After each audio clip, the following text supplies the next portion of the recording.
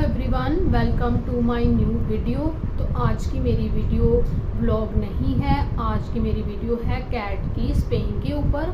तो इस वीडियो में मैं आपको बताऊंगी कैट की स्पेइंग के बारे में डिटेल जानकारी, जिसमें कि क्या प्रोसीजर होता है कैट की स्पेइंग के लिए और कितना खर्चा आता है और कितने दिनों की केयर करनी पड़ती है कैट की और इसकी कैसे केयर करनी है और क्या क्या चीज़ें जो कि ज़रूरी चाहिए होती हैं जब आप कैट की स्पेइंग करवाओ। तो सबसे पहले स्टार्ट करते हैं, मेरे पास कितनी कैट्स हैं। तो मेरे पास 3 अडल्ट कैट हैं और 11 किटन हैं। तो आज हमने अपनी एक कैट की सर्जरी करवाई है स्पेइंग। तो इससे पहले हम एक कैट की सर्जरी करवा चुके हैं और ये है कैंडी, जो कि सामने आप देख सकते हैं। इसको केज में रखा है क्योंकि आज ये दोपहर को आई थी 1 बजे सर्जरी करवा के। तो कैट में सर्जरी करवाने की एज क्या होती है? तो सर्जरी आप किटन की करवा सकते हैं, उसकी एज होनी चाहिए, बेस्ट जो एज है वो 3 मंथ से लेके 6 मंथ के बीच की है। पर जो हमारी कैट है, ये वाली कैट कैंडी, इसकी एज 1.5 ईयर की हो चुकी है। तो इसने एक बार बच्चे दिए हैं, तो वो अभी हो चुके हैं 3 महीने के। उसके बाद अभी हमने इसकी करवा दी है सर्जरी। इसके बाद बात आती है कि इसका क्या प्रोसीजर होता है। तो सबसे पहले कैट को लेके जाएंगे वेट के पास। तो सबसे पहले वो इसकी करेंगे ब्लड टेस्ट, जिसमें कि लीवर फंक्शनिंग टेस्ट, किडनी, इसकी TLC, इसका हीमोग्लोबिन, सब कुछ एकदम परफेक्ट होना चाहिए, कोई कॉम्प्लिकेशंस नहीं होनी चाहिए। जब आपकी रिपोर्ट ओके होगी कैट की, तभी फिर आपको जो डॉक्टर हैं वो ऑपरेशन की डेट देंगे। नहीं तो फिर कैट की अगर रिपोर्ट में कोई प्रॉब्लम आती है तो फिर डॉक्टर आपको मेडिसिन देने को कहेंगे। तो कैट की पहले मेडिसिन चलेगी, फिर इसका दोबारा से ब्लड टेस्ट किया जाएगा। तो अगर इसकी रिपोर्ट सही आती है तो फिर इसकी जो डॉक्टर है वो आपको सर्जरी करने की डेट दे देते हैं। तो जब हमने कैंडी की रिपोर्ट्स करवाई थी तो कैंडी की रिपोर्ट बिल्कुल ठीक आई थी। तो फिर डॉक्टर ने सर्जरी की डेट दे दी। तो आज इसकी सर्जरी हो चुकी है। उसके बाद जब इसकी सर्जरी हो गई है तो 11 डेज़ के बाद इसके स्टिचेस को डॉक्टर खोल देंगे और 11 डेज़ तक इसको बिल्कुल भी अपनी ऑब्जर्वेशन में रखना है। हमने इसको सीढ़ियाँ वगैरह नहीं चढ़ने देनी है, छलांग नहीं लगाने देनी है, ज़्यादा इसको खेलने नहीं देना है और उछल कूद नहीं करने देना है। और अगर आपके घर में और कैट्स भी हैं तो आपको उनसे इसको थोड़ा सा अलग रखना है, क्योंकि ये आपस में झगड़ा वगैरह करके जो स्टिचेस लगे हैं उनको कोई नुकसान ना पहुँचा दे। तो सबसे एक ज़रूरी चीज़ ये है कि जब आप कैट की स्पेइंग सर्जरी वगैरह करवाओ तो आपके पास ऐसा केज मुझे लगता है कि होना ज़रूरी है, जो कि जिसमें कैट अच्छे से कंफर्टेबल फील कर सके। क्योंकि जो दूसरी बास्केट्स आती हैं उसमें कैट कंफर्टेबल फील नहीं करती है। इसमें ये देखो हमारी कैंडी है, आराम से बैठी हुई है। जितनी उसको स्पेस की ज़रूरत है वो उतनी स्पेस उसको ठीक है। तो जब हमने सबसे पहले अपनी कैट की सर्जरी करवाई थी ना, तो हमें बड़ी दिक्कत आई थी क्योंकि तब मेरे पास ये नहीं था। तो फिर छोटी बास्केट में उसको रखना थोड़ा सा मुश्किल हो रहा था। तो फिर उसकी हमने पूरी रात जाकर केयर की। तो उसके बाद बात करते हैं कि कैट स्पेइंग में कितना खर्चा आता है। तो हमने अपनी कैट की स्पेइंग करवाई है गवर्नमेंट हॉस्पिटल से, वेटनरी हॉस्पिटल गवर्नमेंट हमारे पठानकोट में है, तो वहाँ से करवाई है। तो इसका सबसे पहले खर्चा जो होगा वो तो होगा जो इसके ब्लड टेस्ट होंगे। तो एक बार में ही अगर इसकी रिपोर्ट ठीक आ जाती है तो बस वो टेस्ट होंगे। जो एक बार में इसके टेस्ट डॉक्टर ने करवाए थे, जो इसका फर्स्ट ब्लड टेस्ट हुआ था वो हुआ था 1100 में। तो अगर दोबारा से इसकी रिपोर्ट सही नहीं आती है तो फिर लगभग 1100 में इसके ब्लड के टेस्ट होंगे। फिर उसके बाद जो डॉक्टर ने इसका सर्जरी का जो खर्चा बताया था वो बताया था 4000, और 4000 सर्जरी का खर्चा और टेस्ट पे डिपेंड करता है कि कब तक इसकी रिपोर्ट अच्छी आती है, या एक बार में ही ब्लड टेस्ट ठीक आ जाते हैं या फिर आपको दोबारा तीसरी बार करवाने पड़ते हैं, वो डिपेंड करता है उस चीज़ के ऊपर। और उसके बाद फिर मेडिसिन वगैरह वो अलग, जो आफ्टर सर्जरी कैट के लिए डॉक्टर मेडिसिन देते हैं उसका भी खर्चा। तो ये सारा खर्चा आप मिला के देख लो कि एक सर्जरी कितने की पड़ती है, वो भी गवर्नमेंट वेटनरी हॉस्पिटल से। तो इतना इसका खर्चा है। और जो अब बात करते हैं इसकी केयर की कि आपको कितने दिन इसकी केयर करनी पड़ती है, तो 11 डेज़ आपको फुल इसकी केयर करनी पड़ेगी।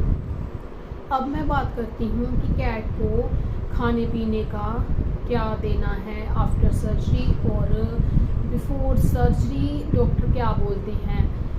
तो सर्जरी से पहले 12 आवर की कैट की फास्टिंग करवानी होती है, और आफ्टर सर्जरी भी 12 आवर कैट की फास्टिंग करवानी होती है। जैसे कि आज हमारी कैंडी आई है सर्जरी करवा के, तो हम 12 आवर तक इसको कुछ भी खाने के लिए नहीं देंगे, और जब इसको कुछ खाने के लिए देंगे तो वो सॉफ्ट फूड होना चाहिए। अगर वेट फूड है तो वो ठीक है, नहीं तो अगर ड्राई फूड है तो उसको भी आप पहले वाटर में सोक कर लें तो फिर इसको दें। तो ये है इसका खाने पीने का बिफोर एंड आफ्टर सर्जरी। अब मैं बात करती हूँ कि हमारे इंडिया में अभी ज़्यादा कैट्स को रखने का रिवाज नहीं है, जहाँ तक कि मुझे पता है, क्योंकि हमारे इधर एरिया में, हमारा तो विलेज है, तो यहाँ पे मुझे नहीं लगता कि 2, 3, 4 घरों से ज़्यादा किसी ने कैट रखी होती हैं। अभी यहाँ पे डॉग रखे होते हैं लोगों ने, पर कैट नहीं रखी होती हैं। तो इसी हिसाब से जब इधर कैट्स ही नहीं लोगों ने रखी हुई हैं, तो फिर यहाँ पे कैट्स के लिए जो क्लिनिक है ना, जो वेट हैं, वो भी बड़े कम हैं। यहाँ पर अगर हम चाहें कि इसकी प्राइवेट क्लिनिक में स्पेइंग करवाएं तो हम नहीं करवा सकते, क्योंकि हमारे पूरे पठानकोट एरिया में हमें प्राइवेट वेट क्लिनिक नहीं मिला है। जो हमारी कैट्स हैं वो सारा दिन घर के अंदर ही नहीं रहती हैं, वो घर के बाहर भी चली जाती हैं और बाहर घूम फिर के घर पे आ जाती हैं वापस। तो आज जैसे इसकी कैंडी की सर्जरी होनी थी, तो उससे पहले ये रात को बड़ी लेट घर आई, तो मैं इसका वेट करती रही। ये रात को लगभग 2 बजे के बाद घर आई है, तो इसका वेट करते करते मैं इतनी लेट हो गया मुझे सोने के लिए। तो फिर नेक्स्ट डे भी इसको रेडी करके पूरा भेजना था हॉस्पिटल। तो फिर आज मैंने सारा दिन कोई वीडियो शूट नहीं की, तो अभी मैंने सोचा कि मैं कैट की स्पेइंग सर्जरी के ऊपर ही एक वीडियो बना देती हूँ। तो अभी मुझे इसकी केयर करनी ही पड़ेगी, बेशक ये केज के अंदर है। और अब बात करते हैं कि जो इसके स्टिचेस लगे हैं, तो उस पर ये मुंह मारेगी, उसको चाटेगी, तो उसके लिए हमें क्या करना है। उसके लिए डॉक्टर ई-कॉलर देते हैं, जो कि यहाँ इसकी नेक पे लगा दिया जाता है, पर वो कैट उसमें कंफर्टेबल फील नहीं करती है। मैं आपको दिखाती हूँ ई-कॉलर, जो पहली वाली कैट की हमने सर्जरी करवाई थी तो डॉक्टर ने हमें दिया था। और ये है ई-कॉलर जो डॉक्टर ने दिया था कि इसको पहना देना है, पर मैंने अपनी कैट चुन्नी को इसे पहनाया था तो वो बिल्कुल भी कंफर्टेबल फील नहीं करती थी। वो जब चलती थी तो कभी इधर गिरती थी, कभी उधर गिरती थी। तो इस वजह से मैंने फिर ये सूट मंगवाया था, ये वाला इनका, ये पोस्ट सर्जरी के लिए है सूट। और ये मुझे ऑनलाइन मिला था, आई थिंक मैंने इसको अमेज़ोन से मंगवाया था, और इसकी कॉस्ट मुझे पड़ी थी 500। तो ये 500 का था ये वाला। और इसका जो साइज़ था ना, वो मैंने मंगवाया था स्मॉल। मुझे लगा कि चुन्नी कैट है जो, वो हमारी थोड़ी सी वीक कैट है, कि उसके आ जाएगा, पर ये जो साइज़ है स्मॉल, ये उसके थोड़ा सा टाइट आया था। ये वाला सूट उसके आया था टाइट। तो अभी मैंने मंगवाया है सूट कैंडी के लिए अलग से, और उसका मैंने साइज़ मंगवाया है L, पर अभी वो मेरा पार्सल नहीं आया है, वो शायद कल तक आ जाए, तो उसका साइज़ L इसके आ जाएगा। पर ये है स्मॉल साइज़, तो ये थोड़ा सा इनके आया था टाइट। तो ये आएगा 6 मंथ से लेके 8 मंथ तक के, 6 मंथ तक की किटन को आ जाएगा ये वाला सूट। पर अगर आपकी कैट अडल्ट है तो उसके लिए आपको लार्ज साइज़, एक्स्ट्रा लार्ज यही मंगवाना पड़ेगा। तो ये है इसका सूट। तो अभी ये साइज़ स्मॉल है, ये कैंडी को नहीं आएगा क्योंकि कैंडी तो चुन्नी से भी थोड़ी बड़ी है। तो अभी मैं आपको दिखाती हूँ जो कैंडी के जहाँ पे ऑपरेशन हुआ है। ये है हमारी कैंडी कैट जिसकी कि आज स्पेइंग सर्जरी हो गई है। तो यहाँ पे ये देखो इसके स्टिचेस हैं, और ये जो पट्टी लगी हुई है ना, ये आज डॉक्टर ने कहा था कि शाम को आपने खोल देनी है, तो इसको उतार देंगे। ये वाली है जो फिर इसके ऊपर लगानी है, डॉक्टर ने ट्यूब दे रखी है वो, और एक सॉल्यूशन है बीटाडीन वाला, उससे इसके जो स्टिचेस लगे हैं उसको करना होता है क्लीन, और 2 खाने वाली मेडिसिन दी हैं और इसको वो खिलानी है। तो इसको आदत नहीं है केज के अंदर रहने की, तो इसलिए ये देखो बाहर आने के बारे में सोच रही है, और अभी ये पूरी होश में नहीं है, इसको सिर्फ आधी होश है, अभी पूरी होश में ये नहीं है।